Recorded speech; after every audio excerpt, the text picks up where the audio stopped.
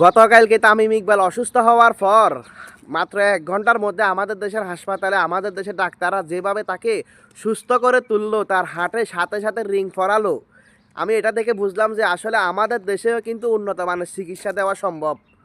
শুধুমাত্র ডাক্তারদের এবং একটু সদিচ্ছা থাকলে এটা সম্ভব। তারা যেভাবে মাত্র 1 ঘন্টার মধ্যে তামিম ইকবালকে সুস্থতা করে তুললো, তাকে হার্টের রিং পরালো, তাদের ইচ্ছা শক্তি দিয়ে তাকে কীভাবে সুস্থ করে তুললো, এটা যদি বাংলাদেশের প্রত্যেকটা নাগরিকের ক্ষেত্রে তারা করতো, তাহলে আমাদের দেশের নাগরিকরা আর এত টাকা পয়সা খরচ করে ইন্ডিয়া যাইতে হইতো না। আমি বলবো আপনারা এটা নিয়ে একটু কথা বলেন। কারণ তামিম ইকবাল বাংলাদেশের একজন সুপারস্টার হিসাবে তাকে তাকে যেভাবে সুস্থ করে তুললো, অন্য অন্য নাগরিকরা যারা আছে তারা কিন্তু অসুস্থ হলে এভাবে তাড়াতাড়ি তারা ট্রিটমেন্ট পায় না। তারা এখানে যাইতে হয়, এই ফাইল করতে হয়, এই ফাইল করতে হয়, এই ফর্ম পূরণ করতে হয়, এগুলা করতে করতে তাদের জীবনটাই চলে যায়।